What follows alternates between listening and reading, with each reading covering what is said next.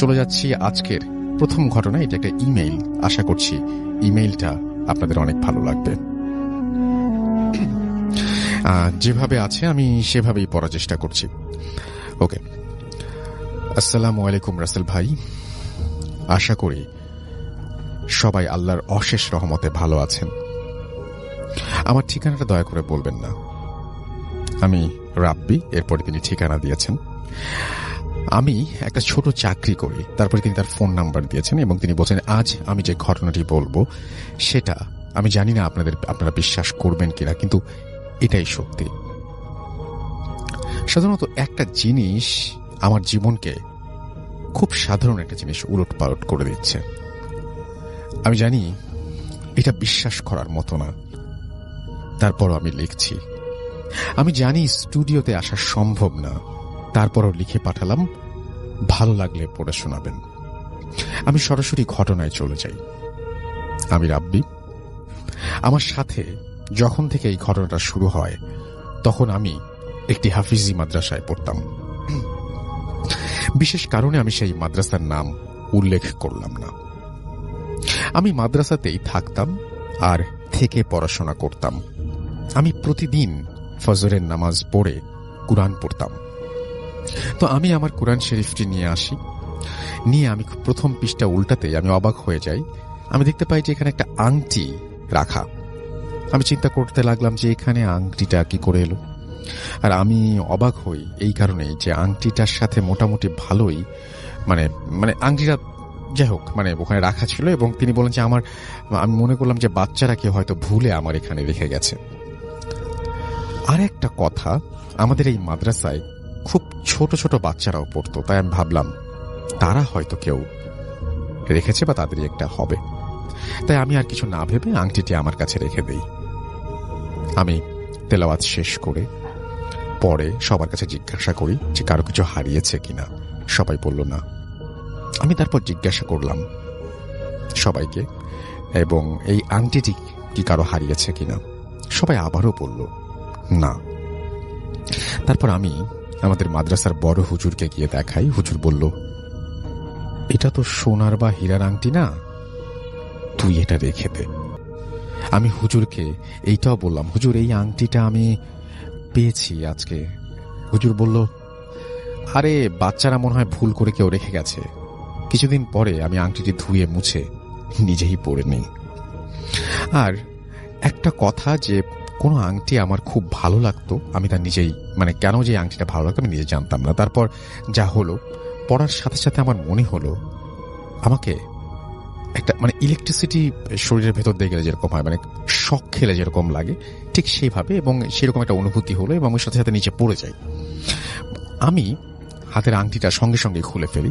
ফেলে দেওয়ার সাথে সাথে আমি অনুভব করতে লাগলাম যে আমার সারা শরীর বরফের মতো জমে যাচ্ছে। আমি আমার হাত পা কিছুই নাড়াতে পারছিলাম না। আর আমার দুই চোখ যেন কালো হয়ে যাচ্ছে। আমি কিছুই দেখতে পাচ্ছিলাম না। কিছুক্ষণ পরে অনুভব করতে পারলাম আমার সামনে কোনো একজন মানুষ এসে দাঁড়িয়ে আছে, বলছে, আংটিটি তুলে পড়ে নে। অনুভব করছিলাম এক্ষুনি পর, না হলে তোর ক্ষতি হবে। আমি আমার ভাষা হারিয়ে ফেললাম। আর আমি এই লোকটাকে ভালোভাবে দেখতেও পাচ্ছিলাম না। আমি শুধু ওই লোকটার পাই দেখছিলাম। আর আমার মনে হচ্ছিল তিনি একজন হুজুর। জানি না এভাবে কতক্ষণ বসেছিলাম। যখন আমার জ্ঞান আসে, আমি দেখি আমি আমার বেডে শুয়ে আছি। আমার চারপাশে আমার মাদ্রাসার বন্ধুরা দাঁড়িয়ে আছে। আমাদের মাদ্রাসার বড় হুজুর তিনিও আছেন। এবং আমাদের আমার হুজুর আমাকে প্রশ্ন করলো যে, রাব্বি কি হয়েছে? তুমি মসজিদের এখানে অনেকক্ষণ ধরে দাঁড়িয়ে আছো আর কি যেন বলছিলে কাকে? আমি তোমাকে অনেক ডাকাডাকি করি, কিন্তু তুমি কিছু না বলছো না। তাই আমি তোমাকে অনেক কষ্ট করে তোমার বিছানায় তুলে নিয়ে আসি। হুজুর আমাকে বলল যে, তোমার শরীর কি ঠিক আছে? আর কার সাথে কি হচ্ছিল, কি বলছিল তুমি? আমি কিছু বলতেও পারছি না। হঠাৎ আমি আমার হাতের দিকে একটু লক্ষ্য করে দেখি, আমি অবাক হয়ে যাই। দেখি আংটিটা আমার হাতে এখনো পড়া। আমি আংটিটিকে ফেলে দিয়েছিলাম, তাহলে আবার কিভাবে হাতে চলে এলো? মনে তখন অনেক প্রশ্ন জাগতে লাগলো। আর ওই লোকটি কে ছিল যে আমাকে আংটি পরে যেতে বলল? তারপর আমি একটু অবাক হয়ে দেখি যে একজন অপরিচিত লোক আমার হুজুরের পিছনে দাঁড়িয়ে আছে। তা দেখে আমি অবাক হয়ে যাই। আমাকে সে ইশারা করে কিছু না বলার জন্য বলছে। ইশারায় চুপ চুপ চুপ 3 বার বলল। সে আমাকে ইশারা করছে, কিন্তু আমি আমার কানের কাছে স্পষ্ট সেটা শুনতে পাচ্ছি। আরো বলল, কাউকে কিছু বলবি না, বললে ক্ষতি হবে। আবারও বলল, ক্ষতি হবে। আমি আবার বরফের মতো জমে গেলাম। আমি কাউকে কিছু বলতে পারছি না, দেখাতেও পারছি না, বাঁ হাত পা নাড়াতেও পারছি না। আমি আমার চোখ বন্ধ করে আবার খুলি, দেখি ওই লোকটা আর নেই। হুজুর আমাকে আবার প্রশ্ন করলো, কি হয়েছে তোমার? উত্তরে আমি বলি, আমি বাড়ি যাব। এই দিন রাতে আমার সাথে যা ঘটে তা আমি আর একদিন পাঠাবো। পরের দিন হুজুর আমাকে বাড়ি পাঠিয়ে দেন। বাড়ি এসে শুরু হয় আমার জীবনের ঝড়। এবং এটা হচ্ছে যে এরকম যে আমাকে যদি কেউ মনে মনে কিছু বলে তা আমি তার চোখের দিকে তাকিয়েই বুঝতে পারি। আর কেউ যদি আমাকে বা অন্য কাউকে মনে মনে কিছু বলে তা আমি তার দিকে তাকিয়ে ভালোভাবে বুঝতে পারি। আমার মা বাবা আমার সামনে আমাকে কিছু বলতোই না, আড়ালে তারা বলতো, কিন্তু আমি তাদের চোখ দেখেই বুঝতে পারতাম যে ওরা আমাকে কি বলতে চায়। আমি তখনও আমার বাবা মাকে কিচ্ছু বলিনি। আমি আমার ধৈর্য হারিয়ে তারপর বাধ্য হই বলার জন্য। আমি জানতাম তারা বিশ্বাস করবেন না, তারপরে বলি কোনো না কোনোভাবে, তারা আমাদের আপন জন্য। তারপর আমি একদিন আমার বাবা মাকে সবকিছু খুলে বলি এবং সেই যে কথা সেই কাজ। আমার বাবা মা আমাকে বলে যে ওর কি মাথায় সমস্যা আছে, তুই কি পাগল হয়ে গেছিস?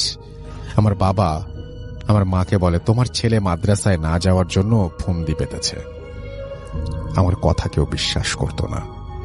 আমি আমার বাবা মার সামনে একদিন তাদের মনের সব কথা বলে দেই।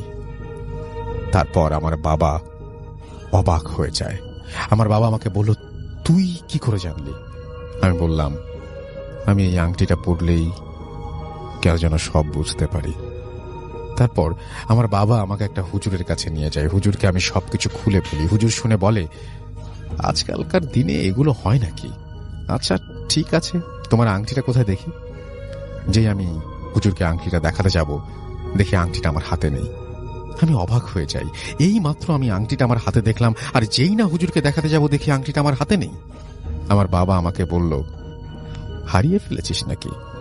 আমি মনে মনে ভাবতে লাগলাম যে এখানে যদি তাদেরকে এই কথা বলি তারা আমার কথা বিশ্বাস করবে না, কিন্তু আমি মাত্র আংটিটা হাতে দেখেছি। আমার বাবা একটু বকাঝকা করে।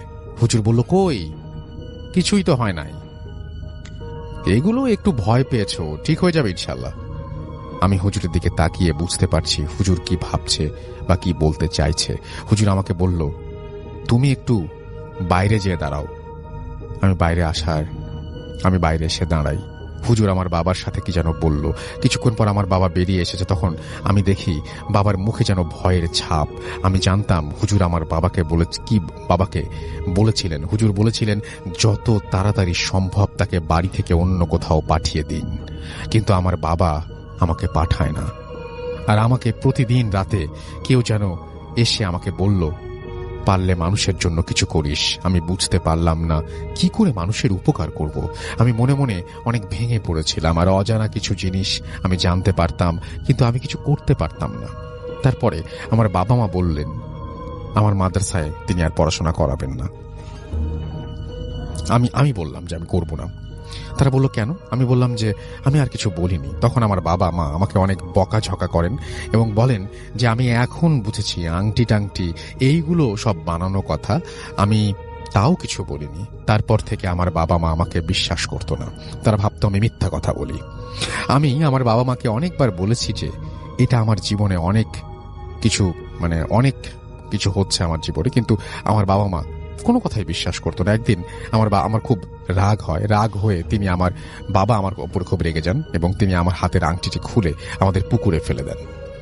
তার পরের দিন সকালে আমি ঘুম থেকে উঠে দেখি আংটিটা আবার আমার হাতে পড়ানো। আমি সাথে সাথে আমার বাবাকে এবং মাকে দেখাই। তারা এবার উঠে দেখে এবং তারা আমাকে কিছু বলেনি। আমার বাবা এবার আমাকে একজন কবিরাজের কাছে নিয়ে যান।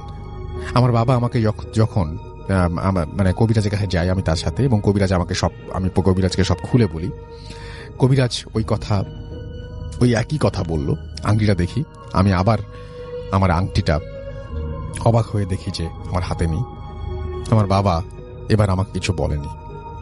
এই কবিরাজও ওই একই কথা বলল। আমি বুঝতে পারছি যে আমার ওকে যত তাড়াতাড়ি সম্ভব বাড়ি থেকে কোথাও পাঠিয়ে দিন। কবিরাজের কথা আমার বাবা এবার আর দেরি করেননি, শুনেছিলেন। আমাকে পরের দিন ঢাকায় পাঠিয়ে দেয়া হয়। আমি আমার বড় ভাইয়ের বাসায় কিছুদিন থাকি, তারপর ঢাকায় একটি চাকরি পাই, একটি অফিসে। আর আমাকে অফিসেই থাকতে হবে। আমি চাকরিটি ভালোভাবে করতে থাকি। একদিন আমরা সবাই অফিস থেকে পিকনিকে যাচ্ছি সিলেটে। অনেক ঘোরাঘুরি করে যেদিন ঢাকায় ফিরছিলাম সেদিন আমার হাতে আংটিটি আর নেই। আমি মনে মনে খুশি হই যে আল্লাহ মনে হয় আমাকে বাঁচিয়েছে। আমি ঢাকায় এসে আমার বাবা মাকে জানাই, তারাও খুশি হয়। তারপর 4-5 মাস আমার সাথে আর কোনো কিছু হয়নি। আমি মনে মনে ভাবছিলাম যে আমার মনে হয় কিছু হবে না, আর কিছু হবে না। আমি অবাক হয়ে যাই সেদিনের কথা ভাবলে। সেদিন ছিল শুক্রবার। আমি নামাজ শেষে বাসায় আসি, এসে ভাত রান্না করি। আর একটা কথা, আমি অফিসেই যেহেতু থাকতাম, আমি নিজেই রান্না করতাম, আর আমার সাথে কেউ থাকতো না। অফিসের 4 তলায় থাকতাম, আর নিচে কিছু সিকিউরিটি গার্ড থাকতো, এছাড়া আর কেউ না। যাই হোক, আমি ভাত খাওয়া শুরু করি। হঠাৎ করে আমার মুখের ভেতর কি যেন একটা লোহার কিছু একটা বাঁধলো, এবং আমি ভাবলাম যে চালের কোনো একটা পাথর টাথর ছিল বোধহয়, সেটা হবে। মুখ থেকে ভাতগুলো বের করে আমি দেখি ওই আংটিটা এতক্ষণ আমার মুখের ভেতরে ছিল। আমার মনে হচ্ছে আমার মাথায় আসমান ভেঙে পড়বে। আমি এখন কি করব কিছুই বুঝতে পারছি না। আমি সাথে সাথে নিচে যাই, আর নিচের সিকিউরিটি গার্ডের কাছ থেকে ফোনটা নিয়ে বাড়ি যাই। আমি আমার বাবা মাকে বলি, এবং তারা বলল যে ভয় পেও না, তুমি আংটিটা আবার দূরে নিয়ে পালিয়ে আসো, ফেলে দিয়ে এসো। আমি নিজের ভয় কাটানোর জন্য আমি সবকিছু তাকে বললাম। সে আমাকে বলল, হুজুরের ঠিকানা দেয় এবং বলে যে অনেক বড় হুজুর, আপনি যান, ভালো হয়ে যাবে। আমি বললাম, ভাই অনেকের কাছে গিয়েছি, আমার কিছু হয়নি। সিকিউরিটি বলল, যান মিয়া, এবার বুঝবেন। আমি সারাদিন অফিস শেষ করে হুজুরের সাথে দেখা করার উদ্দেশ্যে বেরিয়ে যাই। আমি হুজুরের সাথে দেখা করি, আমি হুজুরকে সবকিছু বলি। তখন আমার হাতে আংটিটি পড়াই ছিল। আমি দেখলাম হুজুর কি যেন বিড়বিড় করে বলছেন। আমি হুজুরের দিকে লক্ষ্য করতে আমি বুঝলাম যে হুজুর আমাকে কি বলতে চাইছেন। কিছুক্ষণ হুজুর আমাকে বলল, তোমার আংটিটা আমাকে দাও। আমি হুজুরকে, হুজুর এটা কি ঠিক হচ্ছে? আপনি যেটা ভাবছেন সেটা কোনোদিন পাবেন না, এই বলে বের হয়ে যাই। হুজুর আমার পেছন পেছন থেকে অনেকবার বলছিল যে শোনো শোনো, আমি তুমি আমার আংটিটা দিয়ে যাও। সিকিউরিটি আমাকে দেখেই বুঝতে পারে আমি রেগে আছি। আমি বললাম, ভাই হুজুরকে পেয়েছে, হুজুরের কাছে পাঠালেন। সিকিউরিটি একটু মুচকি হাসলো, কিছু বলল না। পরের দিন সকালে সিকিউরিটি ডাকে আমার ঘুম ভাঙে। সিকিউরিটি এসে আমার কাছে ক্ষমা চাইতে লাগলো। আমি বুঝতে পারিনি যে সে কেন ক্ষমা চাইছে। তারপরেও আমি তাকে বললাম, কি হয়েছে? সিকিউরিটি বলল, ভাই আমি আপনাকে যে হুজুরের কাছে পাঠিয়েছি, সেদিন রাত্রে খুব খারাপ স্বপ্ন দেখি। কেউ একজন আমাকে বলছে যে সব হারাবি। যাকে তুই আচ্ছা। তারপরে তিনি সিকিউরিটি আমাকে বলছেন যে এই হুজুরটা হুজুর তো না, এটা একটা কবিরাজের কাছে পাঠিয়েছিলেন, এবং সেই কবিরাজ কালো জাদু করে বা এরকম টাইপের কুফরি কালাম এগুলো করে। তো যাই হোক, এখন পর্যন্ত প্রতি রাতে আমাকে কেউ যেন বলে যে তুমি কারো সাথে কিছু বলবে না, পারলে উপকার করো। আমি কিভাবে উপকার করব সেটা জানতাম না। আমি যখন মাদ্রাসায় পড়তাম তখন আমার বয়স ছিল 14 কি 15, আর এখন আমার বয়স 20 কি 21 বছর। এই 4-5টা বছর আমার জীবনে শুধু দুঃখ দুঃখ আর দুঃখ। প্রতিদিন রাতে শুধু কাঁদতাম যে আল্লাহ, আমার সাথে এমন কেন হচ্ছে? আমি জানি না আমার সাথে কি হচ্ছে। এখন পর্যন্ত জীবনে শুধুই কষ্টই পেয়ে যাচ্ছি। কিছুদিন আগে আমি আর একজন ভালো হুজুরের সন্ধান পাই। তার কাছেও গিয়ে দেখি তিনি পারেন কিনা। আমি তাকে সবকিছু খুলে বলি। আমাকে বললেন যে প্রথম সমস্যা, তুমি মাদ্রাসা থেকে এসে পড়েছ।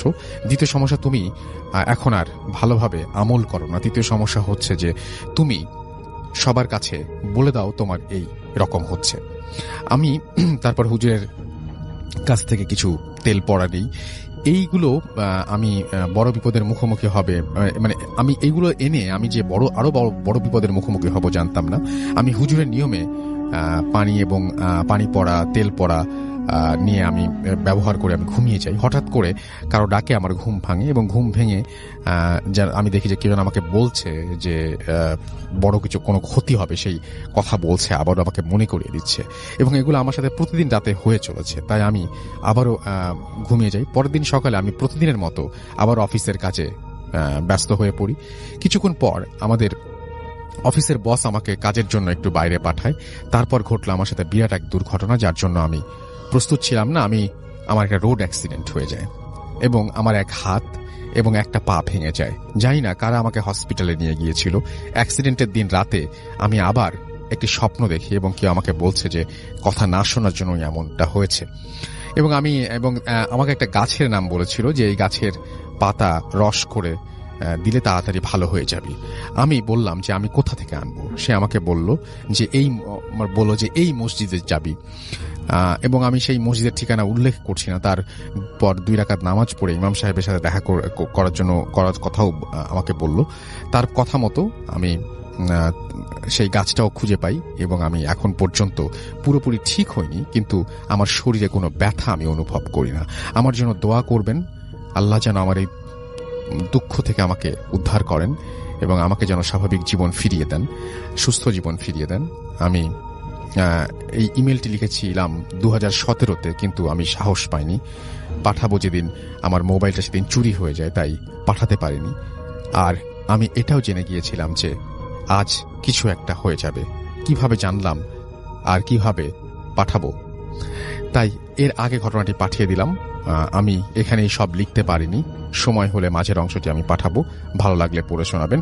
আমি আসলে জানতে চাই যে এখন আপনার কি অবস্থা, এবং আপনি সেই রাতের ঘটনাটি উল্লেখ করেছিলেন, সেই রাতের ঘটনাটি আমাদেরকে এখনো জানাননি।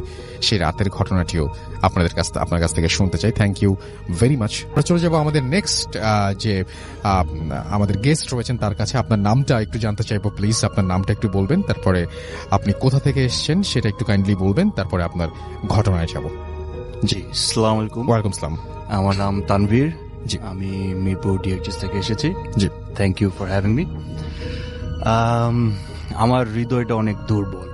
আচ্ছা, আমি খুব ভীতু কিসিমের একটা মানুষ। আচ্ছা, তো ব্যক্তিগতভাবে কোনো সময় আমি এরকম ভৌতিক ব্যাপারে এক্সপেরিয়েন্সড হয়নি আমার, বাট হোপফুলি যেদিন হবে হয়তো বা আমি আর থাকবো না বলার জন্য। সো আমি যেটা বলতে চাচ্ছি সেটা হচ্ছে একটা শোনা কথা, মানে আমি আরেকজনের কাছ থেকে শুনেছি, নিজে এক্সপেরিয়েন্স করিনি। সেটা হচ্ছে আমি ছোটবেলায়, this is a story back in 95, যখন আমার বয়স 5 বা 6 বছর বয়সে, আমি আমার বাবা মার সাথে দাদাবাড়ি গিয়েছিলাম গাইবান্ধায়।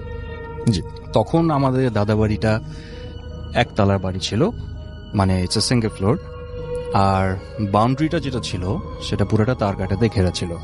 আচ্ছা, তো রাত তখন হয়তো বা বাজে 2:30 বা 3টা, মোস্টলি এই টাইমটাতেই সবকিছু হয়।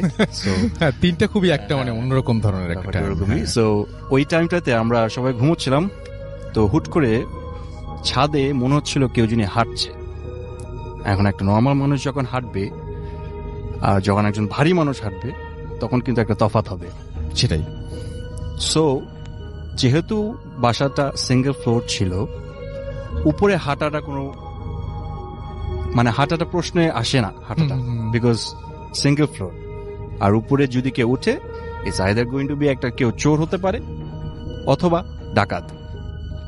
সো এই আওয়াজ পেয়ে স্বাভাবিকভাবে আমার বাবা মা তো না, বাবা, চাচা এবং আরেকজন ছিল আমার চাচা, তো ওনারা 3 জনই বের হয়ে গিয়েছে বাসা থেকে। এখন ছাদটা, আমাদের সিঙ্গেল ফ্লোর যে ছাদ ছিল, এটা উঠতে হলে একটা মই দরকার ছিল, মই ছাড়া ছাদে ওঠা সম্ভব ছিল না। সো ওনারা তাৎক্ষণিকভাবে মইটা নিয়ে ছাদে উঠলেন, কিন্তু কাউকে পেলেন না। আর সেই টাইমে গ্রামবাসীদের ইলেকট্রিসিটির ফ্যাসিলিটিটা কম ছিল, সো আলোটা তেমন একটা ছিল না। So they had to carry torch light in order to see যে রাতেবেলা কে কোথায় কি করছে। তো ওনারা ছাদে উঠে টর্চ লাইট দিয়ে যখন দেখলেন যে কেউ নেই, তখন ব্যাপারটা সবারই একটু নাড়া দিয়ে উঠলো যে কি অ্যাকচুয়ালি জিনিসটা কি, কারণ বাউন্ডারি তো তার কাটা দিয়ে ঘেরা। আর কেউ যদি আসেও তার তো যেতেও সময় লাগবে, আর আওয়াজ তো পাবো যেতে গেলে। তো এরকম কোনো যখন সাইন্স পেল না, তখন স্বাভাবিকভাবে সবাই একটু ভয় পেয়ে উঠলো।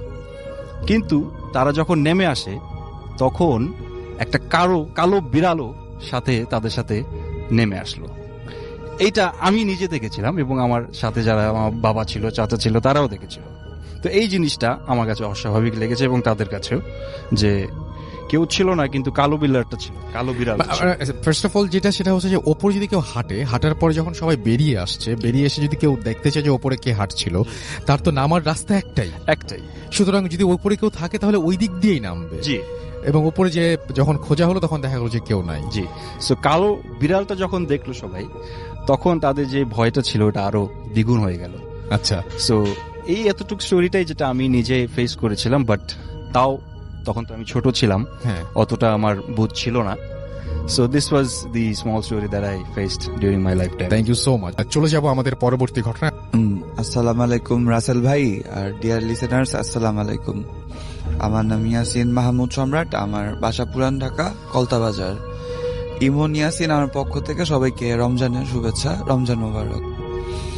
তো গল্প বুঝার আগে বুঝানোর জন্য একটা কথা বলে শুরু করি। আমরা সবাই এটা বিশ্বাস করি যে আমি জিন এবং মানুষকে সৃষ্টি করেছি একমাত্র আমার ইবাদত করার জন্য, আল্লাহর কথা। তো যারাই শুনছেন, অনেকে বিশ্বাস করে, অনেকে বিশ্বাস করে না। যে অনেকে বলে বানিয়ে গল্প বলা হয়, কিন্তু যা দেখা যায় না, হয়তো আপনার ফ্যানের সিলিং এ অথবা আলমারির উপরে অথবা কোনো না কোনো খানে এই জিনিসগুলো আপনাদের দেখতে পায়, আমরা দেখতে পাই না, কারণ এদের বলাই হয় ভাইয়া দা আনসিন, যা দেখা যায় না। তো আমার ঘটনায় চলে যাই। ঘটনাটা আমার ফ্রেন্ড শেয়ার করেছে, ওর নাম আনিকা তাসনিম। ওর বাবার বাসা পুরান ঢাকার তাঁতিবাজার এলাকায়।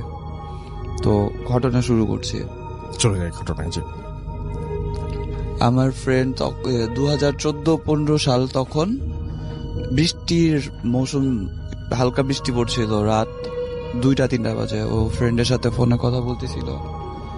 অনেকক্ষণ কথা বলার পরে ফোন রেখে যখন ঘুমাতে যাই, আমরা কি করি, ঘরটার পরিষ্কার করি, খাট ঝাড়িয়ে। ও ঘরটার পরিষ্কার করতেছিল, খাট ঝাড়তেছিল, জানালা খোলা ছিল, ওই বাতাস আসতেছিল বৃষ্টির। তো এর মাঝখানে হঠাৎ করে যখন ও জানালার দিকে চোখ দেয়, দেখে দূরে একটা বাসাতে কি জানি কাপড়ের মতো নড়তেছে। তো একটু কনফিউজ ছিল যে এটা কি কাপড় নাকি অন্য কিছু। তো ভালো মতো দেখার জন্য ও তাকায়, দেখে এটা কাপড় না, কিন্তু ছায়ার মতো খুব কালো কালারের পাত কি জানি নড়তেছে। পরে ভালো মতো তাকিয়ে দেখে ওই 3 তলার কার্নিস, বাসার কার্নিস থেকে যে উইন্ডোর উপরে যে সেটটা, ওইটার মধ্যে কি জানি একটা বইসা আছে। তো আমি যে জিজ্ঞেস করলাম কি বইসা আছে, দেখছো কিরকম দেখতে? বলে পুরো একটা ছায়া, চোখ দুইটা দূরে থেকে বসেছিল লাল, আর খুব খারাপ ভাবে ওর দিকে তাকে একটা ভেন্সি কাটছে। হঠাৎ করে যদি কেউ রাতের বেলা এরকম অন্ধকারের মধ্যে কিছু একটা দেখা, বোঝা যায় না, ওই জিনিসটা যদি ভেঁচকি কাটে কেমন লাগবে। যাই হোক, ও দেখে ভয় পেয়ে গেছে, ভয় পায় সাইডে চাইপা যায়। ও খাটে না যায়, জানলার এক পাশে চাইপা যায়, মানে ওই জিনিসটা থেকে চোখ সরানোর জন্য যতটুকু করা দরকার ও করে। আচ্ছা। তারপর ভাইয়া এখন জানালা না ভুলে লাগায়নি, জানলাটা খোলা ছিল। এখন ভয় ওর চিন্তা, জানলা লাগিয়ে পর্দা টানে দিয়ে খাটে যায় ঘুমাবে। আর চিন্তা হচ্ছে আমি কি দেখলাম, 2-3 মিনিটের জন্য একটু ব্ল্যাঙ্ক আউট হয়েছিল। তারপর আস্তে আস্তে জানলা সাহস সঞ্চয় করে জানলাটা লাগাতে যায়।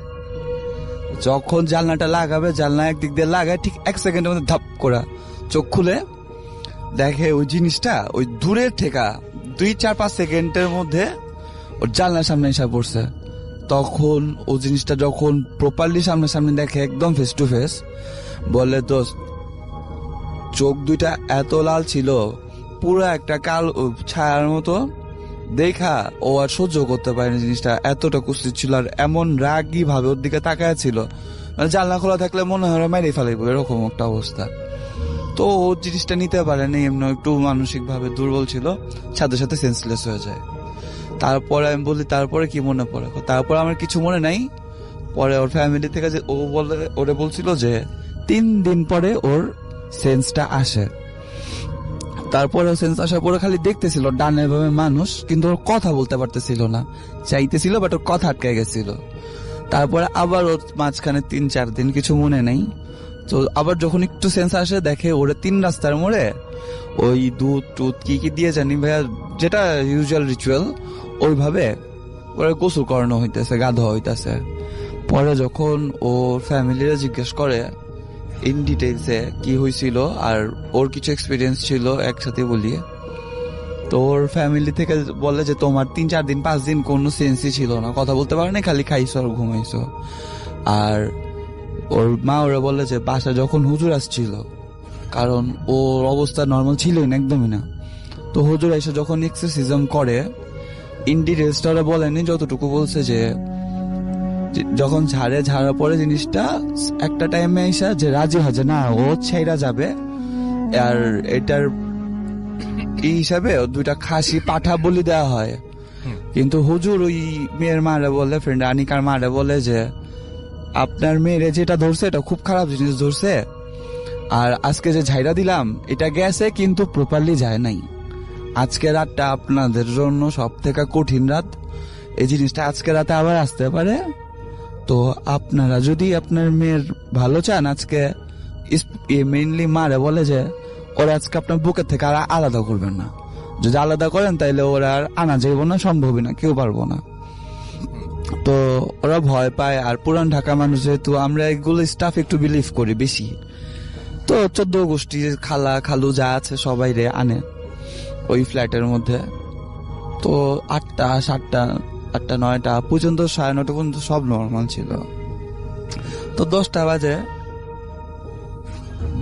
আমাদের বাসায় গেস্ট আসলে যেমন আমরা নক দেই, কলিং বেল না থাকলে অমনি গেটে নক দেয় 2টা 3টা, তো ওরা কেউ ঘর থেকে বাইরে না বুঝছে। তারপর সেকেন্ড নকটা আসে ওই যে জানলায় দেখছিল, ওই জানলায় খুব জেন্টলি নক 2টা 3টা টিক টিক। তারপরে যখন দেখে কেউ কোনো রেসপন্স করতেছে না, বাট বাসার ওদিকে সবাই যত রিলেটিভ গেস্ট ছিল সবাই দেখতেছে, সবাই একটু একটু ভয় পাইতেছে। তারপর আবার গেটে মানে 5 আঙ্গুল দিয়ে জোরে জোরে ধাপ ধাপ ধাপ ধাপ বাড়ি মারলে যেরকম গেট বাইরেতেছে, গেট কেউ খুলে না, কেউ রেসপন্সও করতেছে না, জানলা বাইরেতেছে। এবার যখন দেখে কাজ হইতেছে না, এরকম আস্তে আস্তে অত্যাচার গুলা মানসিক অত্যাচার গুলা বাড়তে থাকে। মনে করেন দৌড়ায় কেউ যদি এসে গেটের মধ্যে লাথি মারে ধিম ধাম, তারপরে লোহার রড স্ট্যান্ড দিয়ে যদি কেউ গেটের মধ্যে বাড়ি মারে, জানলায় বাড়ি মারে, কিরকম আওয়াজ হবে? 5 হাত দিয়ে যদি গেটে বাড়ি মারে জোর আওয়াজ হয়, 5 হাত দিয়ে যদি 5 আঙ্গুলের দাবার জানালায় কেউ বাড়ি মারে, এরকম 5-7 জন মনে হইতেছে জানলা বাইরে হইতেছে, গেট বাইরে হইতেছে। তারপরে কুকুর যদি রাতের বেলা আমাদের সামনে এসে চিল্লায় আমাদের ভয় লাগে, আর এখানে 7-8টা কুকুর আওয়াজ শুনতেছে, কুকুর চিল্লাইতেছে, বিড়াল কান্না করতেছে। খুব অফার্ড একটা সিচুয়েশন, আমি হয়তো বইলা বুঝাতে পারতেছি না, কারণ যে ফেস করে ওরা বুঝতে পারে, আর এটা সেটা কেউ স্পেসিফিক্যালি বলতে পারবে না। যাই হোক, এরকম চলতে থাকে 3টা 2:30-3টা পর্যন্ত। তারপর জিনিসটা আস্তে আস্তে কমতে যায়, কিন্তু তারপরে আমার ফ্রেন্ডের গোসল করে তারপরে এই জিনিসটা যায়, কিন্তু আমার ফ্রেন্ড এখনো প্রপারলি কিওরড হইতে পারে নাই, কারণ এরপরে ওর বিয়ে হয় শ্বশুর বাড়িতে যায়, যাওয়ার পরে ওই সমস্যাটার পিছিয়ে থেকে যায়। ওর হাজবেন্ডের সাথে কিছু হয়নি, একদিন ছোট কথা কাটাকাটিতে হাজবেন্ড এমন একটা ধাক্কা মারে যেটা ওর পক্ষে সম্ভব না, ওর শরীরে যে শক্তি, ধাক্কা মেরে বাসা থেকে চলে যায় নদীর ওই পার কেরানীগঞ্জে, যে জায়গা ও ঠিক মতো চিনো না, কেরানীগঞ্জে ওর এখানে একটা জায়গা আছে, স্পেসিফিক্যালি নামটা মনে পড়তেছে না ভাইয়া, ওইখানে সবাই ময়লা ফেলে, ওইটার সামনে যায় দেখে সবাই ওরা পায়। তারপরে ওর হাজবেন্ড আত্মীয় স্বজনের রিকল করার পরে নিয়ে আসে, আর এখন ওর স্পেসিফিক কিছু কালার লাল হলুদ পরা নিষেধ, বাট ওভারঅল ও এখন একটু স্টেবল আছে। এই ছিল আমার স্টোরি। আসা ভাইয়া, থ্যাংক ইউ সো মাচ। ঘটনাটি মাছ ধরা কেন্দ্রিক। ঘটনাটি আমার কাছে খুবই অন্যরকম লেগেছে। এমন ঘটনা সচরাচর আসলে পাওয়া যায় না। আশা করি ঘটনাটি আপনাদেরও ভালো লাগবে। কথা না বাড়িয়ে চলে যাচ্ছি সরাসরি ঘটনায়। প্রিয় লিসেনার্স, ঘটনাটির সময় অনেক আগে, 1950 সালের দিকে। আশিক ভাইয়ের দাদা, তার নাম ছিল সরফরাজ এবং তার ছোট ভাইয়ের নাম ছিল শাহনেওয়াজ। সরফরাজ এবং শাহনেওয়াজ দুইজন একত্রে রাত্রে তাদের বাড়ির পাশে বয়ে যাওয়া একটি ছোট্ট নদীতে মাঝে মধ্যেই মাছ ধরতে যেতেন। এটা শখের বশে মাছ ধরতেন, রাত জেগে মাছ ধরতেন। সকালবেলা সেই মাছ পরিবারের জন্য কিছু রাখতেন, আর যদি এক্সট্রা থাকতো তাহলে সেটা বিক্রি করে দিতেন। তো একদিন সরফরাজ, মানে যিনি আশিক ভাইয়ের দাদা, উনি শারীরিকভাবে অসুস্থ ছিলেন, কিন্তু ওই দিন মাছ ধরতে যাওয়ার কথা ছিল দুই ভাইয়ের একসাথে। শাহনেওয়াজ এসে বড় ভাইকে যখন বলে, তখন বড় ভাই নিজের অসুস্থতার কথা জানান এবং তাকে সরফরাজকে বলেন যেন সরফরাজ আজকে মাছ ধরতে না যায়। ওই দিন ছিল আবার পূর্ণিমা। পূর্ণিমাতে নদীতে নাকি ভালো মাছ পাওয়া যায়। তো সরফরাজ কিছুতেই থেকে যেতে রাজি হলেন না। বললেন যে ঠিক আছে, তুমি বাসায় থাকো, আমি একাই মাছ ধরতে যাব। কিন্তু শাহনেওয়াজ উনি বলছেন, মানে সরফরাজকে যখন এটা বললেন শাহনেওয়াজ, তখন সরফরাজ যিনি আশিক ভাইয়ের দাদা, তিনি বললেন না, তুমি একা যাইবা, কোনো সমস্যা যদি হয়। তখন সরফরাজের এই কথা শুনে শাহনেওয়াজ বললেন যে না, আমি দোয়া কালাম জানি, আমার তেমন কোনো সমস্যা হবে না। তো ঠিক আছে, শাহনেওয়াজ উনি মাছ ধরতে চলে গেলেন। নদীটার কথা একটু বলে রাখি। নদীটা ছোট্ট নদী, এপাশ থেকে ওপাশ নৌকা চালিয়ে যেতে সর্বোচ্চ 10 মিনিট সময় লাগে এবং চাঁদের আলোতেও এপার থেকে ওপার স্পষ্ট দেখা যায়। অনেকেই নদীতে মাছ ধরতে আসেন রাতের বেলা, একটু দূরে দূরে তারা জাল পাতেন। তো সেই দিনও যেহেতু পূর্ণিমা ছিল, বেশ অনেকেই মাছ ধরতে এসেছেন। বেশ দূরে দূরে নৌকাগুলো আছে, নৌকাতে আলো জ্বলছিল। শাহনেওয়াজও উনি মাছ ধরছেন। মাছ ধরতে ধরতে এতটাই মগ্ন হয়ে পড়েছিলেন, চারদিকে যে কি হচ্ছে উনি কিছুই বুঝতে পারেননি। একসময় হঠাৎ উনি ফিল করেন নৌকাটা অস্বাভাবিক রকমের দুলছে। উনি চারদিকে তাকিয়ে দেখেন বড় বড় ঢেউ আর অথই পানি। চারদিকে শুধু পানি আর পানি দেখা যায়, কোনো কুল কিনারা দেখা যাচ্ছে না। সরফরাজ ভাই উনি তো সাথে নাই যেহেতু, এজন্য শাহনেওয়াজ ওই সময়ে ভয় পেয়ে যান যে কি ব্যাপার, কোথায় আসলাম। তখন দ্রুত উনি আয়াতুল কুরসি পড়ে শরীরে ফু দেন এবং নৌকাতে ফু দিয়ে নৌকা বন্ধ করে ফেলেন।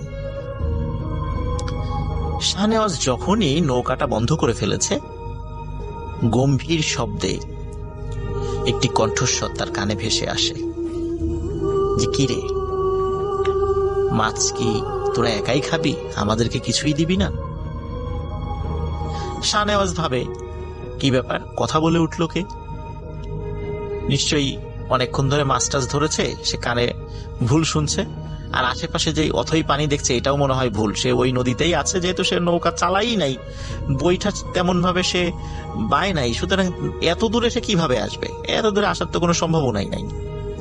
সুতরাং এই সবগুলো তার চোখের ভ্রম হচ্ছে এবং কানে সে ভুল শুনছে।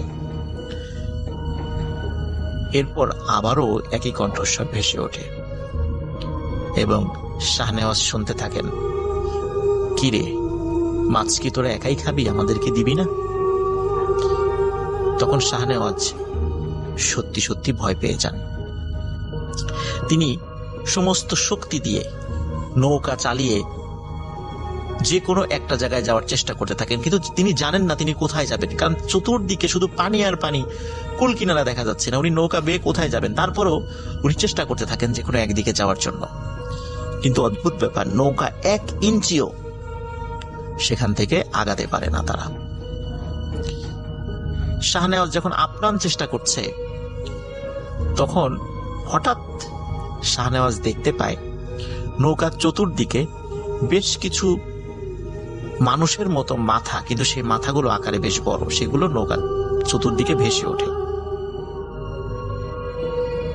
একজন কথা বলছে শাহনেওয়াজের সাথে, বলছে নৌকাটা তো তুই বন্ধ করে দিলি, আমাদেরকে মাছ দে, আমরাও মাছ খাই, তোর ভালো হবে।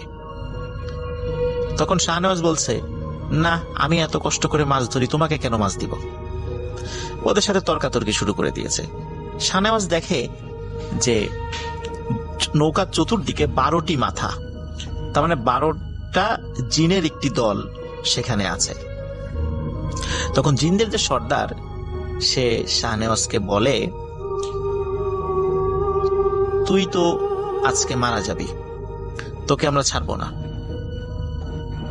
তখন শাহনেওয়াজ বলে যে, ওরে আহম্মক, তুই কি ভুলে গেছিস একটু পরেই ফজরের আজান হবে, তখন তুই তো আমার কিছুই করতে পারবি না, তুই তো এখান থেকে চলে যেতে বাধ্য। তখন ওই জিনের সর্দার রাগ করে বলে ওঠে যে, ফজরের আজান হলেও তোকে এমন ভাবে অদৃশ্য করে এখানে রেখে দেব যে এখান দিয়ে যত লোকই যাক না কেন কেউ তোকে দেখতে পাবে না, কিন্তু তুই সবাইকে দেখতে পাবি।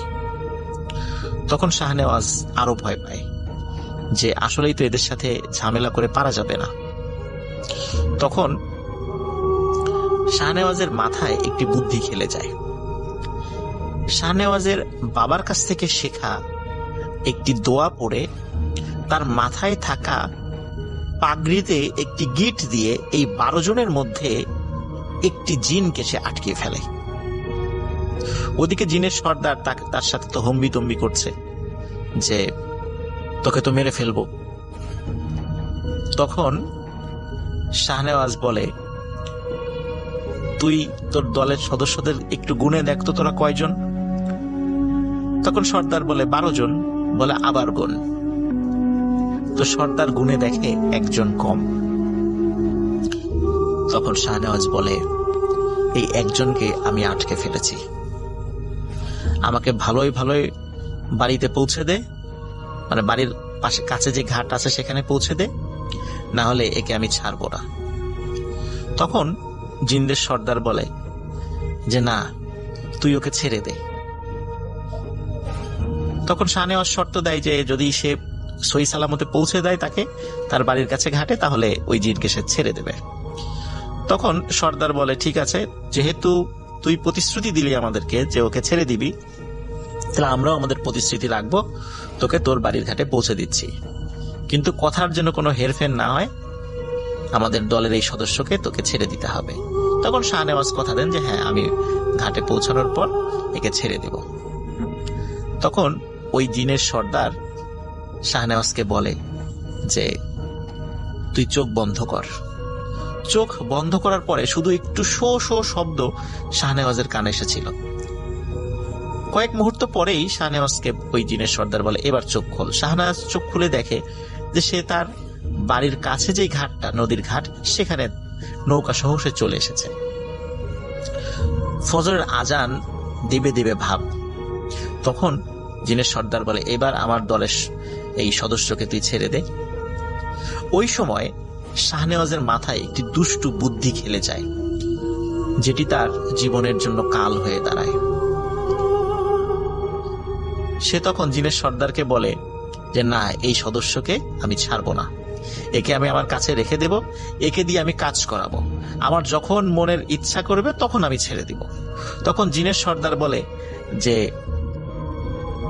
তুই তো প্রতিশ্রুতি দিয়েছিলি আমাদেরকে যে একে ছেড়ে দিবি, আমরা তো আমাদের প্রতিশ্রুতি রেখেছি, তোর তো ক্ষতি করি নাই, তাহলে তুই কেন আমার দলের এই সদস্যকে ছাড়বি না? বলে না, আমি ছাড়বো না, আমি আমার প্রতিশ্রুতি রাখলাম না, একে দিয়ে আমি কাজ করাবো। তখন জিনের সর্দার বলে, তুই কিন্তু কাজটি ভালো করলি না, কারণ প্রতিশ্রুতি দিয়ে ভঙ্গ করাটা কিন্তু মোটেই উচিত নয়। আমরা জিন হয়ে তোর সাথে প্রতিশ্রুতি রক্ষা করলাম, আর তুই আশরাফুল মাখলুকাত হয়ে তুই প্রতিশ্রুতি ভঙ্গ করলি। তখন শাহনেওয়াজ বলে যে হ্যাঁ, ভঙ্গ করলাম, একে দিয়ে আমি কাজ করাবো। আসলে শাহনেওয়াজের মাথায় একটা দুষ্টু বুদ্ধি খেলে গিয়েছিল। সে চিন্তা করেছিল যেহেতু একে আটকে ফেলেছি, একে দিয়ে আমি কাজ করাবো, এমন একটি প্ল্যান তার মাথায় কাজ করে। কিন্তু আসলে তার এই প্ল্যানটা মোটেও ভালো ছিল না। যাই হোক, শাহনেওয়াজ বাড়িতে চলে আসেন। চলে আসার পর শাহনেওয়াজ চিন্তা করে যে বড় ভাইকে বিষয়টা বলবো, তিনি কি মনে করবেন। তখন বড় ভাইকে উনি কিছু বলেন না। বরং বড় ভাইকে গিয়ে, মানে বড় ভাই যিনি সরফরাজ, যিনি আশিক ভাই দাদা, তাকে গিয়ে বলেন যে বড় ভাই, তোমার কষ্ট করে রাতের বেলা মাছ ধরতে যাওয়ার দরকার নাই, আমি একাই মাছ ধরবো, কোনো সমস্যা নেই, তুমি বাসায় থাকো। তো বড় ভাই বলে যে কি ব্যাপার, আমরা একসাথে মাছ ধরতাম, তুমি আবার কেন একা একা মাছ ধরতে চাচ্ছ? তখন বলে যে না, আমি একাই মাছ ধরবো, তুমি দেখবা যে অনেক মাছ পাচ্ছি আমি। তো বড় ভাই আসলে শুরুর দিকে কিছু মানে বুঝতে পারে নাই। উনি বলে যে ঠিক আছে, তুমি যদি একা মাছ ধরো আমার কোনো সমস্যা নেই। এখন প্রতিদিন শাহনেওয়াজ যে কাজটি করেন সেটা হচ্ছে ওনার মাথার ওই পাগড়িটা উনি সাথে নিয়ে যান, বিশেষ ওই পাগড়িটা যেটাতে একটি গিট দিয়ে, দোয়া পরে একটি গিট দিয়ে একটি জিনকে উনি আটকে ফেলেছিলেন।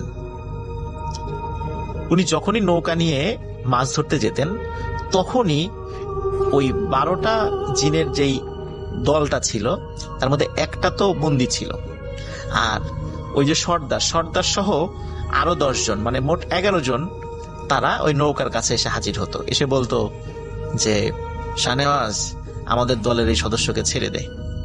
তখন শাহনেওয়াজ বলতো যে ঠিক আছে, তাহলে আমাকে মাছ ধরে দে, তাহলে বিবেচনা করব। তখন কি করতো যে ওই জিনেরা তাদেরকে, মানে শাহনেওয়াজকে মাছ ধরে দিত, মানে এত পরিমাণে দিত না যাতে করে মানুষের মনে সন্দেহ হতে পারে, মোটামুটি ভালো মাছ ধরে দিত। এখন শাহনেওয়াজের বড় ভাই সরফরাজ উনি দেখে কি ব্যাপার, শাহনেওয়াজ তো ভালোই মাছ ধরতে পারে একা একা গিয়ে, তা আমি আর না যাই। এদিকে শাহনেওয়াজও বড় ভাইকে বলে যে ভাই তোমার যাওয়ার দরকার নেই। তো এই জন্য আসলে সরফরাজ যিনি আশিক ভাইয়ের দাদা, উনি শাহনেওয়াজের সাথে ওইভাবে মাছ ধরতে যাওয়ার আর ইচ্ছা পোষণ করে নাই। কিন্তু কেন যেন সরফরাজের মনে একটি সন্দেহ জাগে যে কি ব্যাপার, আসলে কি ঘটছে, শাহনেওয়াজ এত মাছ কিভাবে পায়। কিন্তু আসলে শাহনেওয়াজ যে জিনদেরকে দিয়ে কাজ করিয়ে নিচ্ছে এটি তিনি বুঝতে পারেন নাই।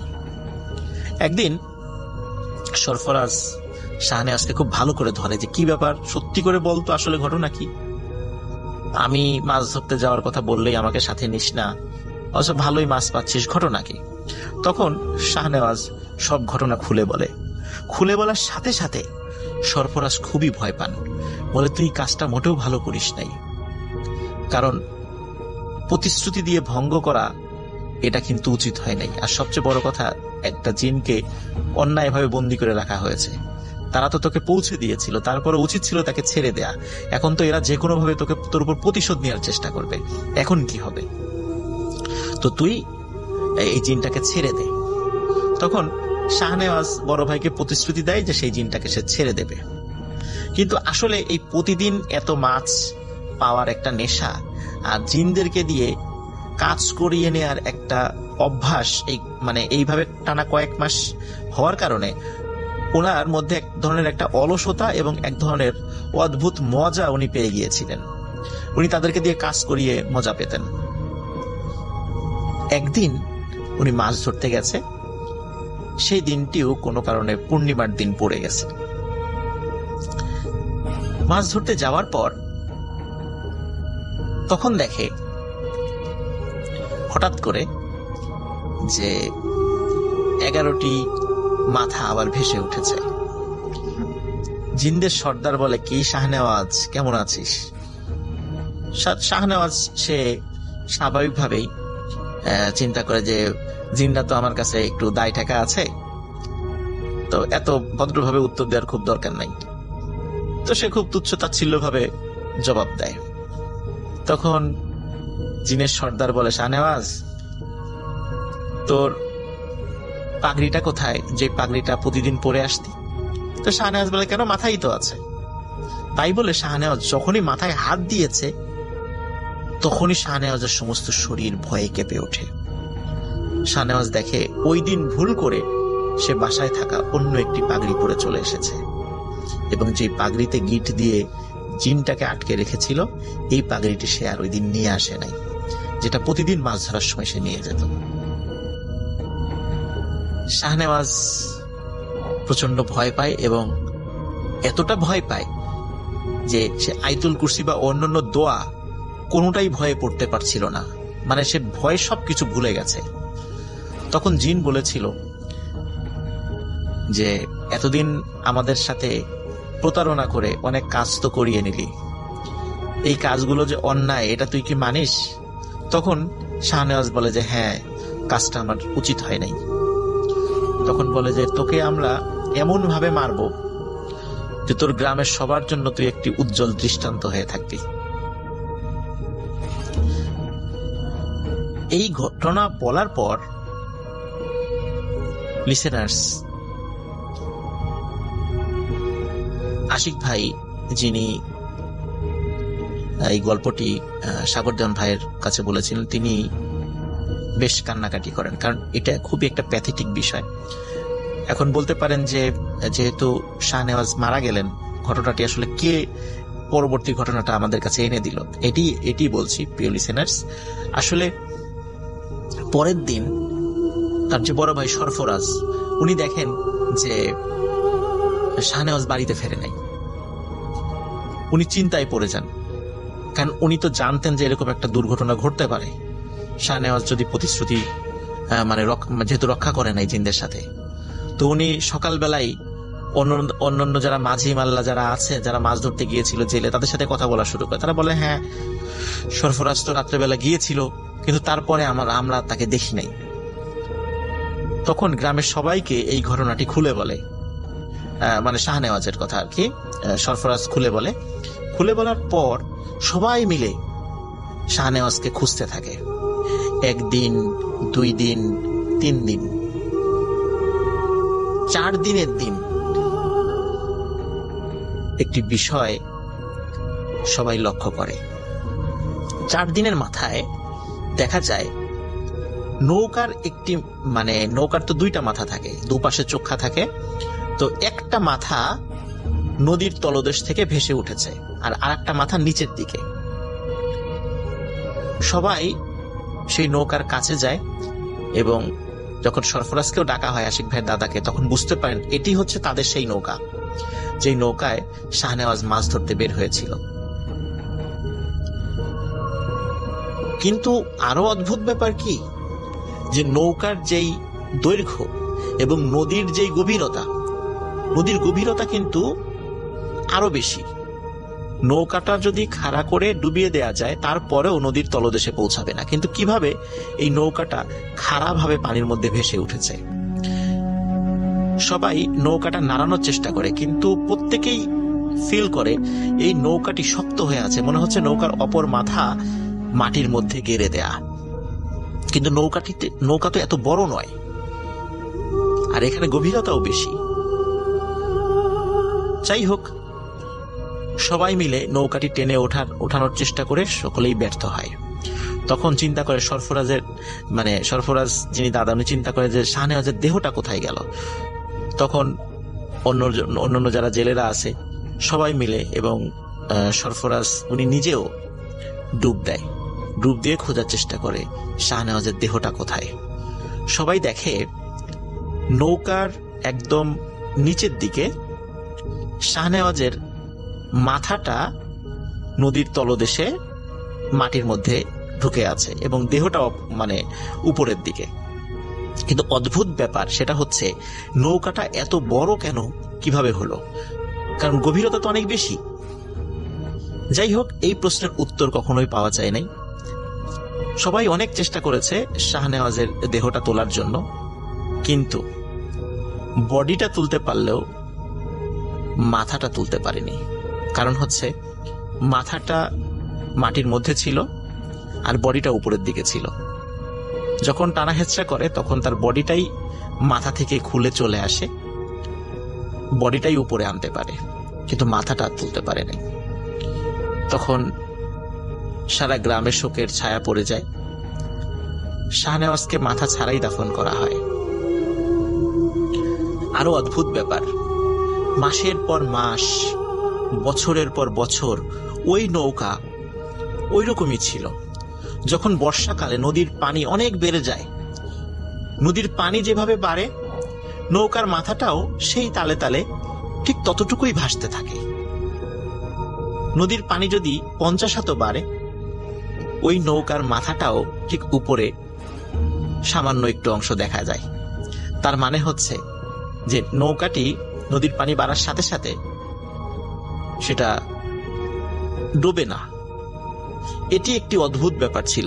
অনেকেই নৌকার যখন বর্ষাকালে অনেক পানি হয়ে গেছে, অনেকেই চিন্তা করেছে তাহলে তো নৌকাটা মনে হয় মাটির থেকে ছুটে উপর দিকে ভেসে আছে, কিন্তু সেটাকে যখন নাড়ানোর চেষ্টা করছে তখন তারা ফিল করেছে না, এই নৌকাটা এখনো মাটির ভেতরেই প্রথিত আছে। কিন্তু তাহলে বর্ষার পানি বাড়ার পরেও নৌকার মাথা কেন পানির উপরে দেখা যাচ্ছে? এভাবে অনেক দিন এরকমই ছিল। কোনো একটি খরার সময় যখন নদীর পানি অনেক কমে যায়, তখন যত কমে যায় নৌকাটা ততটা আস্তে আস্তে নিচে নামতে থাকে। একসময় নদীর পানি যখন শুকিয়ে গিয়েছিল, সেই সাথে নৌকাটিও তলদেশের সাথে চিরতরে মিলিয়ে যায়। বেশ কয়েকজন গর্ত খুঁড়ে নৌকার অস্তিত্ব খোঁজার চেষ্টা করলেও ওই নৌকার অস্তিত্ব আর কখনো খুঁজে পাওয়া যায় নাই। আর ওই দিন থেকে, যেই দিন থেকে শাহনেওয়াজ তার মৃত্যু হয়েছিল, ওই দিন থেকে সেই পাগড়ি, যে পাগড়িতে একটি জিনকে গিট দিয়ে আটকে রাখা হয়েছিল, ওই পাগড়িটা আর খুঁজে পাওয়া যায় নাই। দুঃখজনক ব্যাপার হচ্ছে যে আশিক ভাইয়ের পরিবারের সাথে এখনো কিছু অদ্ভুত ঘটনা ঘটে চলে। ওই জিনেরা এখনো আশিক ভাইয়ের পরিবারকে ছাড় দেয় নাই। যখন আশিক ভাইয়ের এই যিনি দাদা আর কি, সরফরাজ, তার ছোট ভাই শাহনেওয়াজ মারা গেলেন, পরবর্তীতে একজন হুজুরের মাধ্যম দিয়ে যখন এই জিনদেরকে হাজির করা হয়েছিল, তখন ওই রাত্রে কি ঘটনা ঘটেছিল জিনরাই নিজের মুখে স্বীকার করেছিল। সেখান থেকেই আসলে ওই দিন শাহনেওয়াজের মৃত্যু কিভাবে হয়েছিল সেটি জানা গিয়েছিল। প্রিয় লিসেনার্স, এই ঘটনা থেকে আমরা একটা বিষয় জানতে পারি, সেটা হচ্ছে যে প্রতিশ্রুতি যদি কাউকে, সে হোক মানুষ বা হোক জিন, যদি দেয়া হয় তাহলে অবশ্যই সেটি রক্ষা করাটা দায়িত্ব হয়ে পড়ে। এই প্রতিশ্রুতি রক্ষা না করে শাহনেওয়াজের মনে যে দুষ্টু বুদ্ধি চলে এসেছিল, এটির খেসারত দিতে হয়েছে তার জীবন দিয়ে। লিসেনার্স, আশা করি ঘটনাটি আপনাদের ভালো লেগেছে। অবশ্যই চলে যাবো আমাদের অতিথির কাছে। হ্যালো স্যার, আমি রাসেল হাসান, আসছি নবীনগর থেকে। আমি এখন যে ঘটনাটা বলবো সেটা আমার আব্বু এবং নানার সাথে ঘটে যাওয়া। আর যেটা আমার সাথে শেয়ার করছে, আমার আব্বুই বারবার এই ঘটনাটা শেয়ার করতো। তো আমার নানু ছিল একজন স্কুল টিচার, তো সবসময় স্কুল থাকার কারণে বেরোতে পারতো না, বা আমার নানু এবং আব্বুর প্রচুর পরিমাণ মাছ মারা নেশা ছিল। তো একদিন, সেদিন ছিল রবিবার, সকালে নানু আসছে আমাদের বাড়িতে, এসে আব্বুকে বলছে কি যে আজকে চলো দুজন মাছ মারতে যাই। তো আব্বু যথারীতি কাজকর্ম ফেলাই থুয়ে মাছের খাদ্য নিয়ে কপোতাক্ষ নদীতে মাছ মারতে গেছিল। যাওয়ার সময় যে জায়গায় আব্বু এবং নানু মাছ মারতেছিল তার উল্টো দিকেই শ্মশান ছিল। তো শ্মশানের, নানু ছিল শ্মশানের ওই পাশে আর আব্বু ছিল শ্মশানের এই পাশে, দুজনে দুই জায়গায় বসে ছিপ দিয়ে মাছ মারতেছে। তো সকাল 9টার দিকে যায় বসছে, তো 10টার দিকে আব্বু একটা বড় রুই মাছ পাইছে, নানু একটা মাছও পায় নাই। তো এইভাবে আব্বু 4-5টা মাছ পাওয়ার পরে ততক্ষণও নানু কোনো মাছ পায় নাই। আচ্ছা। তো মাছ না পাওয়ার কারণে 12:30 বা 1টার দিকে এরকম হবে। তো নানু যখন প্রথম বসে উঠাইলো, দেখলো যে একটা মানুষের পা উঠছে। তো এটা দেখে আব্বু একটু অবাক হলো।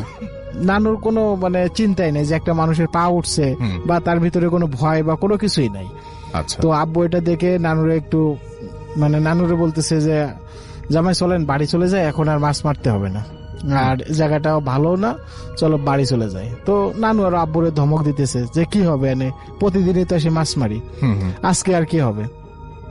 তো এই বলতে আব্বু আর তখন মাছ মারতেছে না, বসে রয়েছে। আব্বু খালি নানুর যে ওটাই দেখতেছে যে তাল ভাই না কি করে না করে। তার আধা ঘন্টা পরে বা এরকম 20-25 মিনিট পরে যখন আবার বসি পাতাশি তোলাই গেছে, তখন আবার নানু টান দিছে। তো দেখে একটা হাত, একটা মানুষের কাটা হাত উঠছে, রক্ত পড়তেছে, মনে হচ্ছে যেন এক্ষুনি হাতটা কেটে বসি থেকেও গেঁথে দিছে। তো এটা দেখে আব্বু আরো একটু অবাক হয়ে গেল যে আসলে খারাপ কিছু ঘটবে, বা নানুরে যে কোনো ভাবে বাড়ি নিয়ে যাইতে হবে।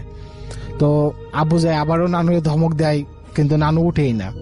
তো যেহেতু সে আব্বুর শ্বশুর, এই জন্য বেশি কিছু বলতেই পারে না। আর আব্বু বসে বসে দেখে ওটা কি হচ্ছে কি না হচ্ছে।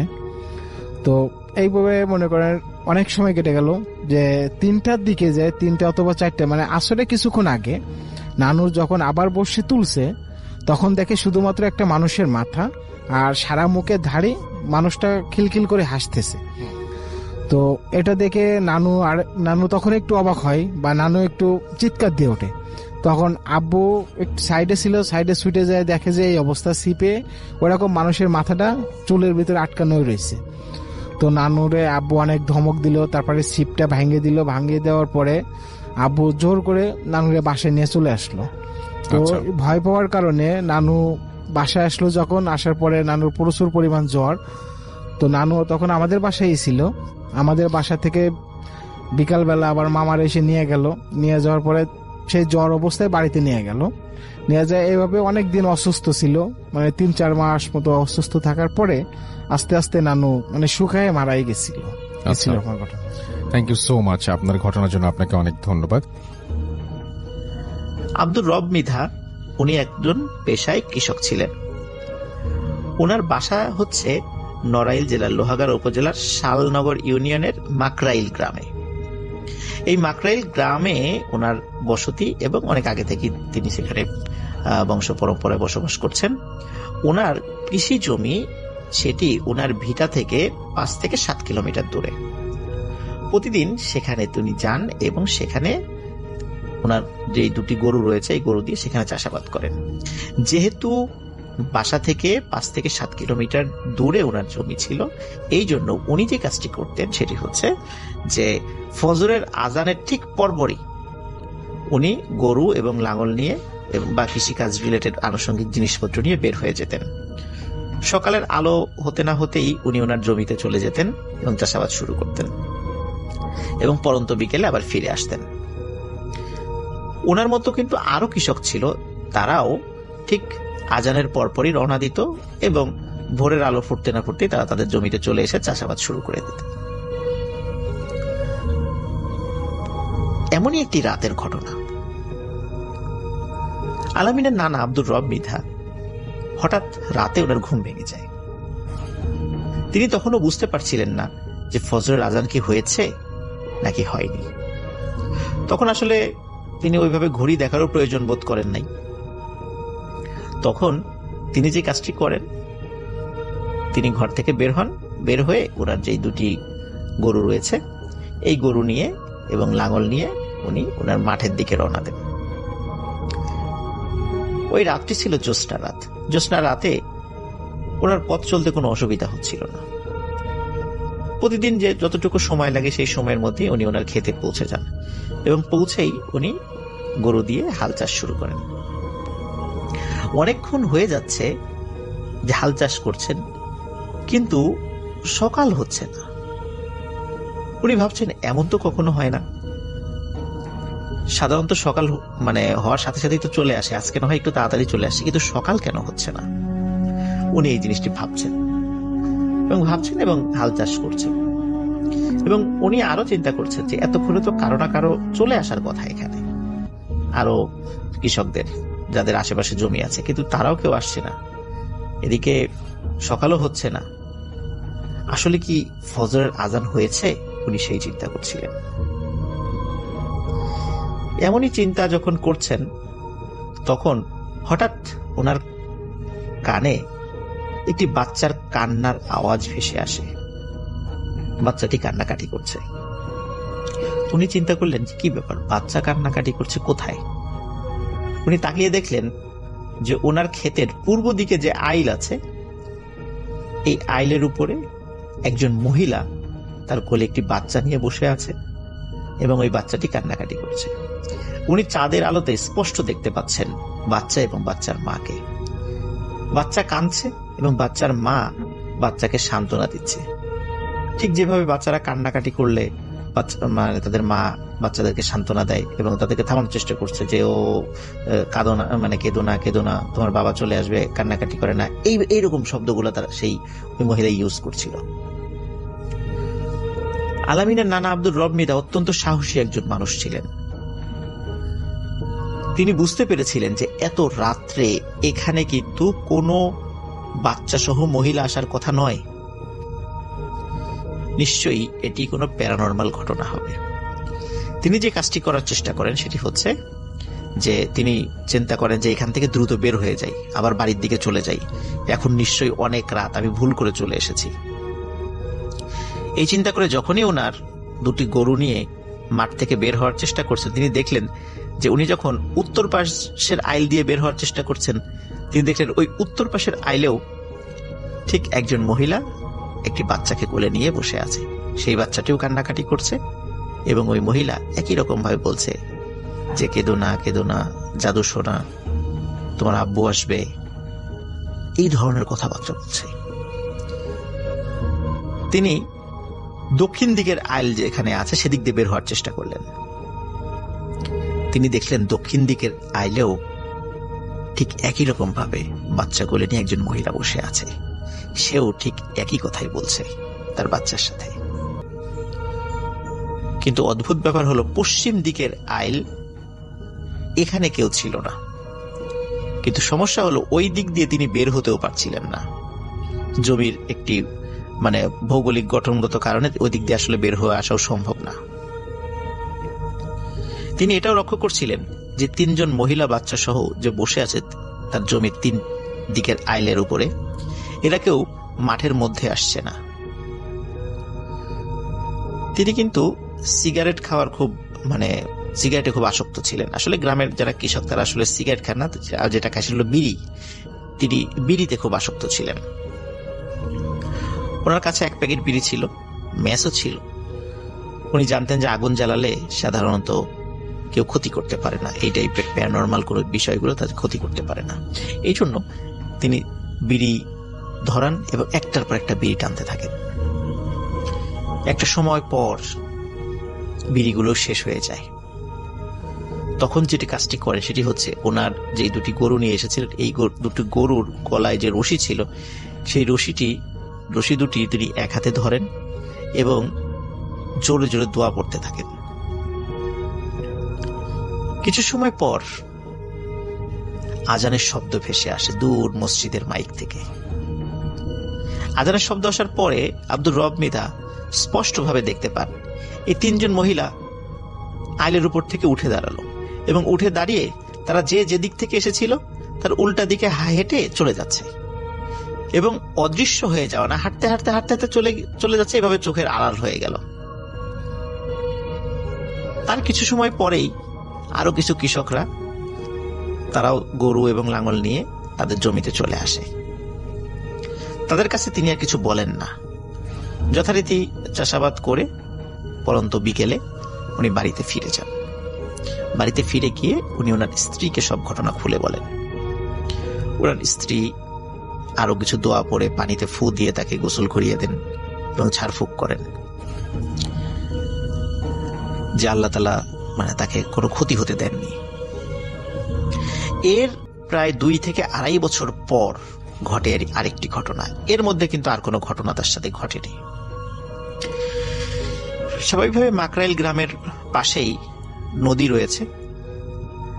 তো সাধারণত আব্দুর রব মৃধা উনি যে কাজটি করতেন, বা শুধু উনি না, ওনার বাবা বা ওনার আত্মীয় স্বজনরা, পাশে যেহেতু নদী ছিল, নদীর ওখানে কিছু চরও ছিল, তো সেখানে সন্ধ্যার পরে মাছ ধরার জন্য বিভিন্ন ধরনের ইনস্ট্রুমেন্ট গুলা পেতে রাখতেন। জাল সহ বিভিন্ন ধরনের ইনস্ট্রুমেন্ট আছে, সেই জিনিসগুলো পেতে রাখতেন এবং প্রচুর মাছও পাওয়া যেত। তখনও আব্দুর রব মৃধার পিতা জীবিত ছিলেন। উনি অনেক বয়স্ক থাকলেও মাছ ধরার তার খুব নেশা ছিল। তো আব্দুর রব মৃধা, তার পিতা এবং তার আরো চাচাতো ভাইটাই মিলে তারা মাছ ধরতে যান। ওই রাতও ছিল জ্যোৎস্না রাত। তাদের জালে অনেক মাছ ধরা পড়ে। সাধারণত গ্রামে মাছ রাখার যে ঝুড়িটা, এটাকে খালই বলে। দেখা যাচ্ছে এক খালই মাছ হয়ে গেছে। তখন আলামিনের নানা আব্দুর রব মৃধা, তাকে তার বাবা বলে যে, এই আব্দুর রব, মাছ তো এক খালি হয়ে গেছে, বাসা তো কাছেই, যা তুই এটা রেখে আয়, বাসায় গিয়ে মাছটা রেখে আবার খালইটা খালি করে নিয়ে আয়।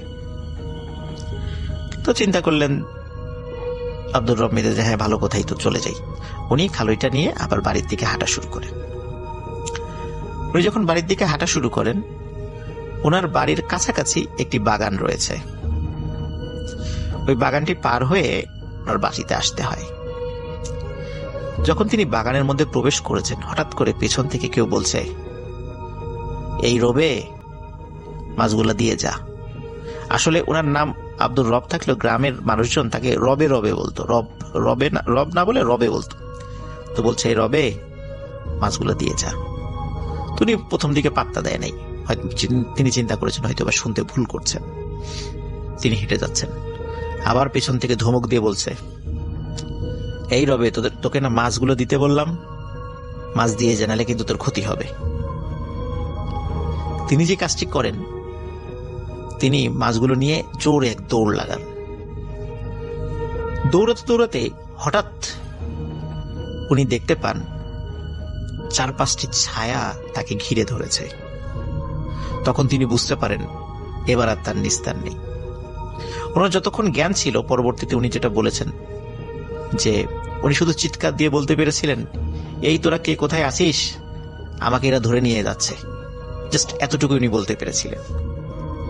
এদিকে ওই বাগানের পাশেই আরেকজনের বাড়ি ছিল। ওই ব্যক্তি এই শব্দটি শুনে ফেলে যে আব্দুর রব মৃধা উনি চিৎকার করে এই ধরনের কথা বলেছেন। ওনার নাম ছিল বদিউর রহমান, স্থানীয়ভাবে লোকজন তাকে বদিয়ার বলতো। তো এই বদিয়ার এই শব্দটি শুনে, যেহেতু তার বাড়ি কাছাকাছি ছিল, একদম কাছে ছিল, উনি দ্রুত টর্চ লাইট নিয়ে বের হয়ে আসেন। বের হয়ে এসে আব্দুর রবকে খুঁজতে থাকেন। তিনি কোথাও তাকে দেখতে পান না, কিন্তু যেহেতু চিৎকার করেছেন উনি এত রাত্রে, নিশ্চয়ই কোথাও না কোথাও তিনি আছেন।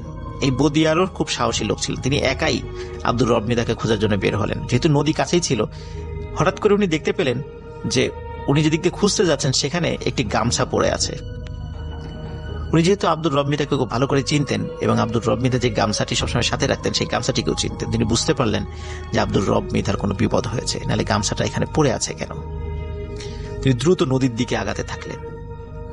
নদীর কাছাকাছি যাওয়ার সাথে সাথে উনি এক ধরনের অদ্ভুত গোংরানির আওয়াজ শুনতে পান।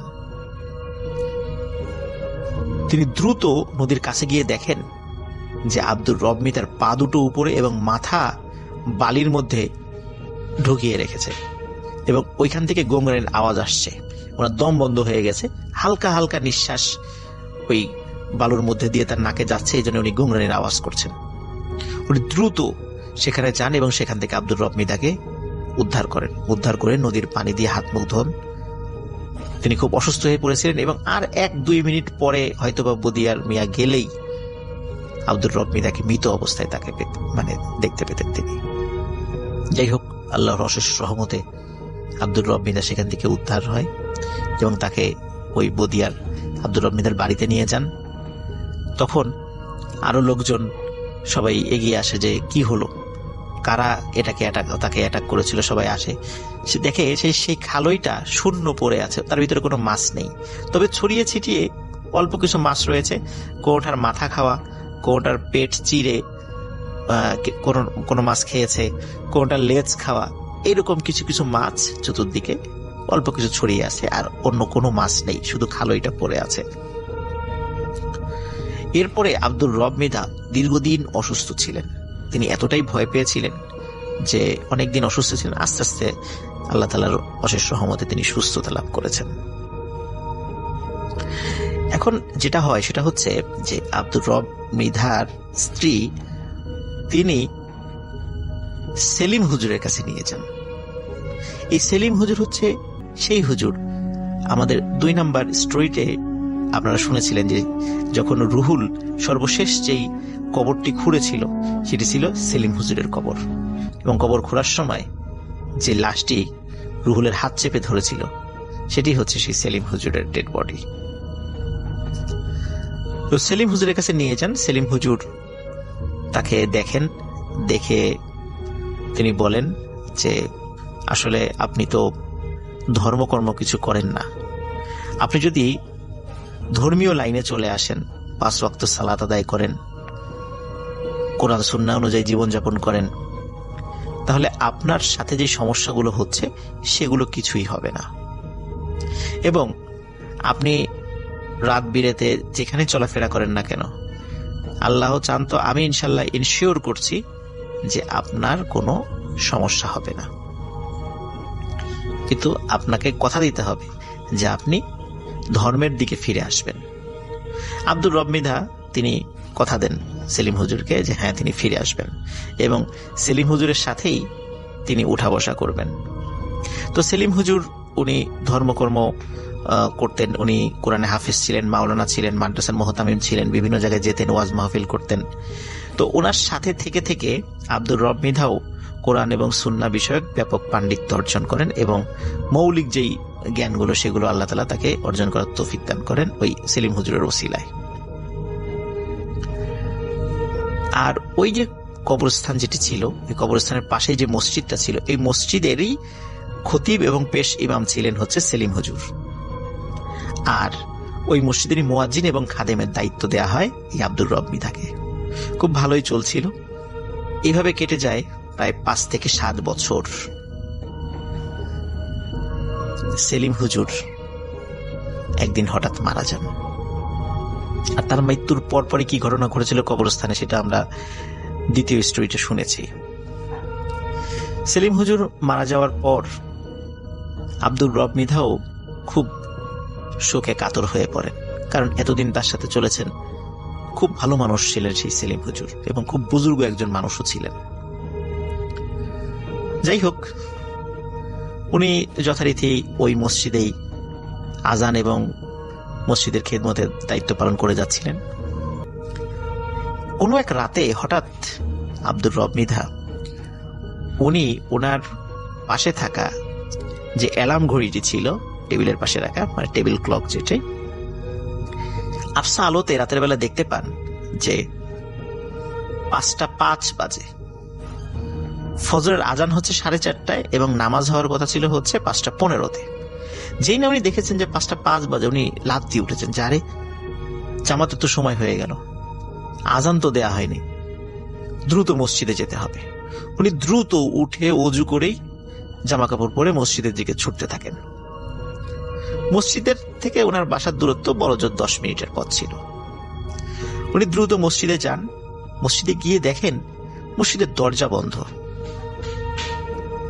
উনি চিন্তা করেন যে কি ব্যাপারে, একজন মুসল্লিও আসে নাই।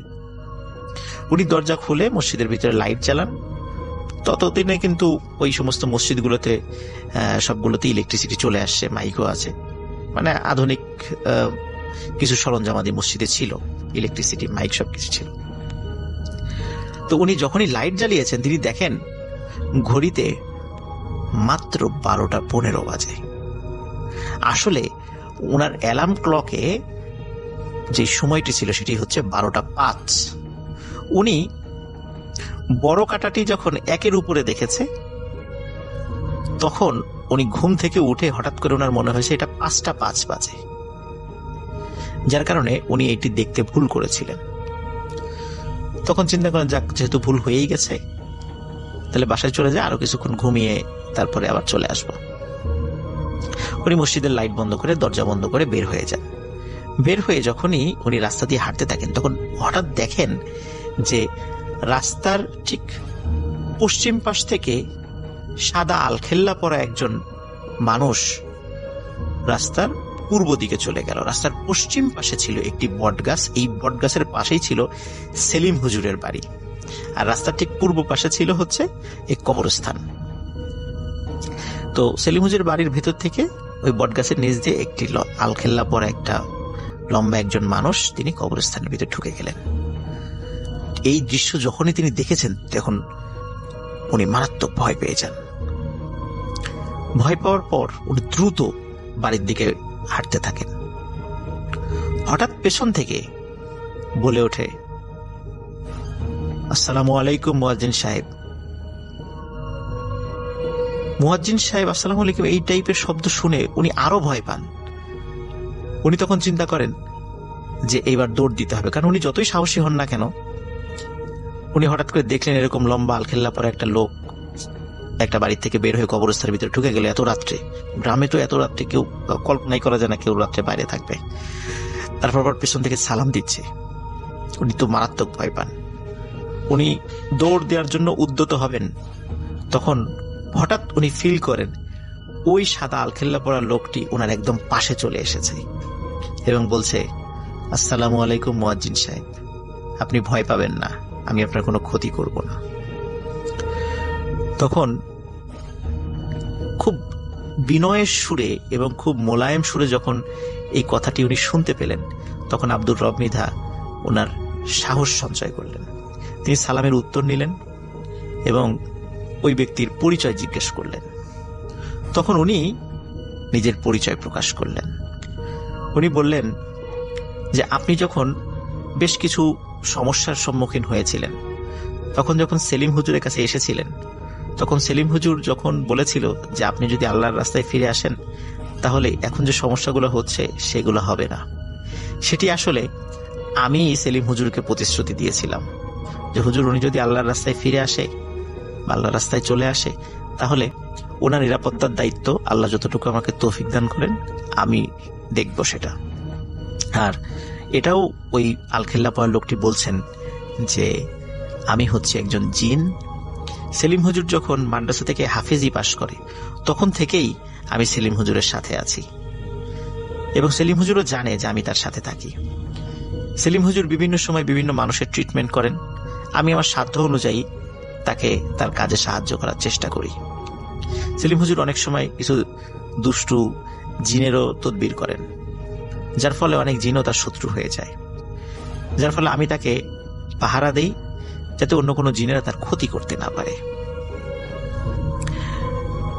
তো সেলিম হুজুরের সাথে আমি ছিলাম 20 বছর আর আপনার সাথে আমি ছিলাম 7 বছর। সেলিম হুজুর যখন মারা যান আমি তখন খুবই মনে কষ্ট পাই, কারণ ওনার কাছ থেকেও আমি অনেক কিছু শিখেছি। উনি আমার জন্য অনেক দোয়া করেছেন, আমিও তার জন্য দোয়া করেছি। কিন্তু উনি যেহেতু মারা গেছেন আর আপনি জীবিত আছেন, সুতরাং আপনার নিরাপত্তার দায়িত্ব কিন্তু আমার।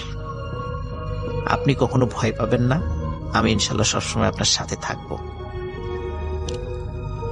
এই বলার পরে উনি সেখান থেকে আবারও সালাম দিয়ে চলে যান।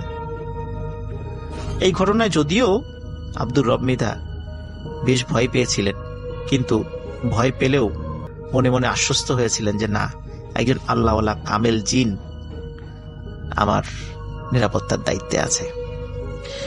এই ঘটনার পরে আব্দুর রব মৃধা প্রায় 60 বছর জীবিত ছিলেন। 2015 সালের দিকে উনি মারা গেছেন। উনি আমৃত্যু ওই মসজিদের মুয়াজ্জিন এবং খাদেম হিসাবে দায়িত্ব পালন করে গেছেন। ওই জিনের সাথে দেখা হওয়ার পরে তার মৃত্যু হওয়ার আগ পর্যন্ত আর কখনো তার সাথে কোনো খারাপ ঘটনাও ঘটেনি, আর ওই জিনকেও তিনি কখনো দেখতে পাননি। অদ্ভুত ব্যাপার হলো যে আব্দুর রব মৃধার যে পরিবার রয়েছে এখনো আজ পর্যন্ত তারাও কোনো খারাপ জিনিসও দেখেনি, কোনো ভালো জিনিসও এখনো দেখেনি, বিশেষ করে ওই জিনকেও সে দেখেনি। এখন কথা হচ্ছে প্রিয় লিসেনার্স, যে আব্দুর রব মৃধার সাথে কেন এই ঘটনাগুলো ঘটছিল।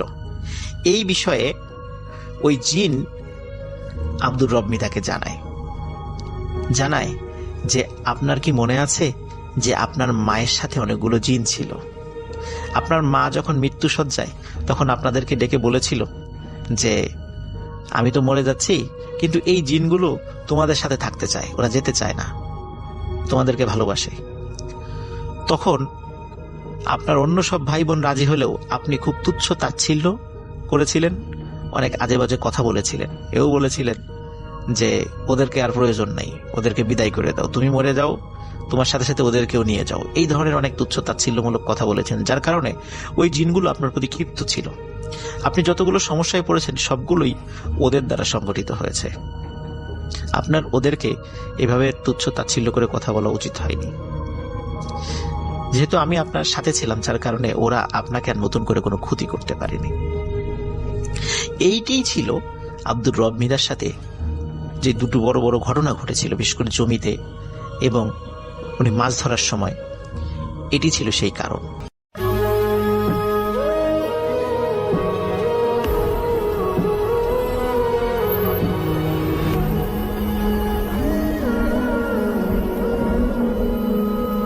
আসসালামু আলাইকুম দর্শক, ওয়েলকাম করছি আরও একটি নতুন ভূত এফএমে। আশা করছি আমাদের আজকের ভূত এফএমটি আপনাদের কাছে ভালো লাগবে, কারণ আমরা আজকে অনেকগুলো ইমেল পড়ব, যেই ইমেলগুলো আপনারা আমাদেরকে পাঠিয়েছেন।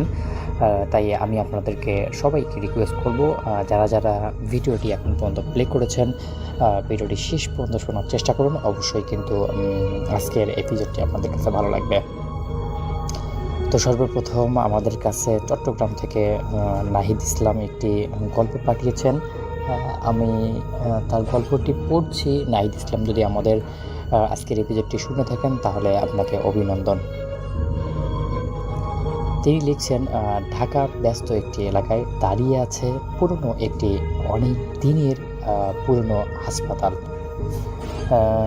দেখতে এখনও বিশাল, কিন্তু বহু বছর ধরে তালা মারা পড়ে আছে। লোকজন বলে রাতে ভিতর থেকে আলো জ্বলে, চিৎকার শোনা যায়।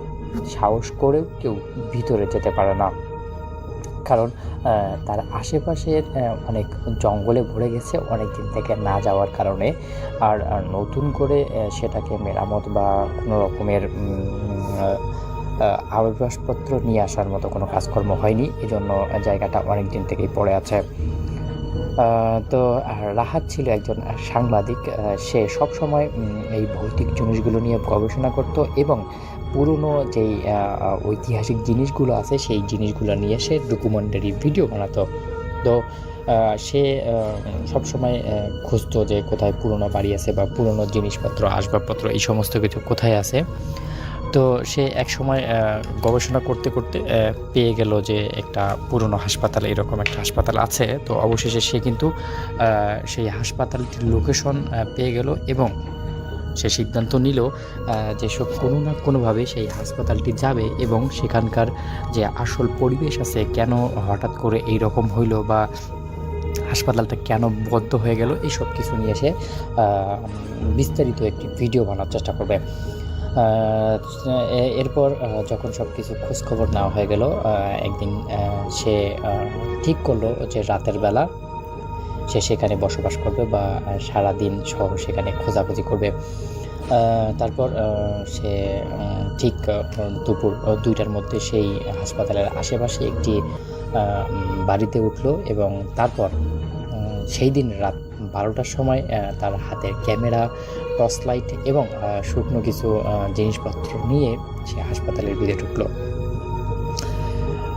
হাসপাতালের ভিতরে ঢুকেই নাকে আসলো পুরনো ওষুধ আর জীবননাশকের গন্ধ। কিন্তু আশ্চর্য হলো, হাসপাতালের বিদ্যুৎ বহুদিন ধরে বন্ধ হলেও লাল লাইট চলছে অপারেশন থিয়েটারের সামনে। রাহাত সাহস করে দরজা ঠেলে ভিতরে ঢুকেই সে দেখলো আর কি একজন ডাক্তার সাদা অ্যাপ্রন পরা দাঁড়িয়ে আছে। তার হাতে অপারেশন করার যে ছুরি বা দাবটি, এই সমস্ত জিনিস থাকে সেগুলো তার হাতেই ছিল এবং তিনি আসলে তার বিপরীত দিকে মুখ করে তাকিয়ে আছে। তারপর রাহাত তাকে জিজ্ঞেস করলো, আপনি এখানে কি করছেন? আপনি কে? আমার দিকে একটু ফিরিয়ে তাকান। কোনোভাবেই কোনো উত্তর এলো না। ডাক্তার হঠাৎ ঘুরে দাঁড়ালো। তার চোখে ফাঁকা গর্তর মতো রক্ত ঝরছে আর ঠোঁটে অস্বাভাবিক রকমের একটা হাসি, যেন মনে হচ্ছে তিনি এখনও কারোর সঙ্গে মজা নিচ্ছে বা তিনি কারোর সঙ্গে হাসাহাসি করছে। এবার সেই মানে অ্যাপ্রন পরা লোকটি বলল, ফিস করে বলছে, অপারেশন শুরু হোক, অপারেশন শুরু হবে, তুমি কোনো গ্যামজাম করিও না। হঠাৎ করে টেবিলে একটি মৃতদেহ দেখা গেল আর সেটা লড়তে লাগলো। রাহাত আতঙ্ক হয়ে গেল। মানে এমন সব কাহিনী তার কাছে প্রথম দেখে সে একদম পুরো হতবাক হয়ে গেল এবং রাহাত আতঙ্কে দৌড়ে অন্য একটি ওয়ার্ডে ঢুকে গেল। ওখানে যা দেখলো তার রক্ত হিম হয়ে গেল।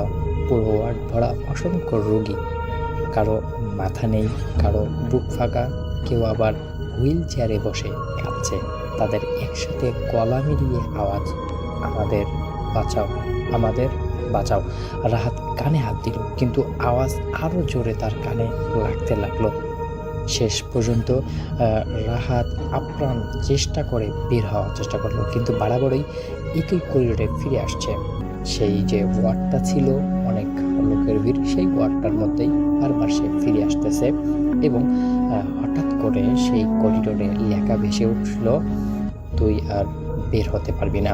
রাহাত আসলে তার লাইট দিয়ে জ্বালানো এবং তার হাতে যে ক্যামেরাটা ছিল সেই ক্যামেরাটা নিয়ে সব কিছুকে ভিডিও করার চেষ্টা করতেছে, কিন্তু কোনোভাবেই তার ক্যামেরায় কিছু কিছু জিনিস আসতেছে না। যেটা সে চোখে দেখতেছে সেটা ক্যামেরায় আসতেছে না, আর যেটা ক্যামেরায় আসতেছে সেটা চোখে দেখতেছে না। তো রাহাত যেহেতু বরাবরই একজন সাহসী মানুষ, কারণ সে অনেক এই রকম সমস্যার মধ্যে ফেস করেছে বা অনেক রকমের সমস্যা তার সঙ্গে হয়েছে, তারপরেও সে আসলে এইরকম একটা সমস্যার মধ্যে প্রথমবারের মতো পড়েছে। তারপর তাকে আসলে কোনোভাবে পিছন থেকে কেউ একজন মানে নাকে নিঃশ্বাস ছাড়ছে, এরকম অবস্থায় সে আর নিজেকে কন্ট্রোল করতে পারে নাই এবং সে সেন্সলেস হয়ে যায়। সকালবেলা লোকজন হাসপাতালের বাহিরে রাহাতের ক্যামেরা পেল, মানে ক্যামেরাটা তার যখন সে সেন্সলেস হয়ে যায় ক্যামেরাটা বাহিরে পড়ে যায় এবং সেই ক্যামেরাটার আসলে থ্রুতেই লোকজন বুঝতে পারে যে এই হাসপাতালের ভিতরে কেউ আছে। তারপরে তারা খুব কয়েকজন মিলে দ্রুত সেই হাসপাতালের ভিতরে যায় এবং সেখানে করিডোর খুলেই দেখতে পায় যে রাহাত অজ্ঞান অবস্থায় পড়ে আছে। অবশেষে তাকে পানি দিয়ে জেগে তোলা হয় এবং সে জেগে উঠে আর কি তার ভিতরে একটা ভয় কাজ করতেছে, আতঙ্ক কাজ করতেছে। কোনোভাবেই সে বুঝতে পারতেছিল না যে তার সঙ্গে কী হয়েছে গত রাতে, কোনো কিছু সে বুঝতে পারতেছিল না। এবং অবশেষে সে আসলে এটা রিয়েলাইজ করলো যে এই হাসপাতালের মধ্যে ভূতের আস্তানা আছে বা ভূতের কোনো কিছু আছে। এবং তার যতটুকু মনে পড়ছে যে রাতের বেলা একটা ওয়ার্ডে কেউ ছিল বা কেউ একজন তাকে পিছন থেকে কথা বলছে, এই জিনিসগুলো তখন সে খোঁজা যখন শুরু করছে এমন কোনো কিছুই তার চোখে পড়ছে না। তো অবশেষে সে সেই হাসপাতালটি থেকে বেরিয়ে গেল এবং তার কাজকর্মে মনোযোগ দেওয়ার চেষ্টা করলো। তো দর্শক, আসলে আমাদের আজকের ভূতে প্রেমটি আপনাদের কাছে কেমন লাগলো অবশ্যই কিন্তু আপনাদের মন্তব্যগুলো আমাদের কাছে জানাবেন, কারণ আপনাদের মন্তব্যগুলো আমাদের কাছে অনেক প্রিয়। তো দর্শক, আবারও গল্প হবে, কথা হবে নতুন এপিসোডে। ততক্ষণ পর্যন্ত ভালো থাকবেন, সুস্থ থাকবেন, ভূতে প্রেমের সাথেই থাকবেন। আল্লাহ হাফেজ।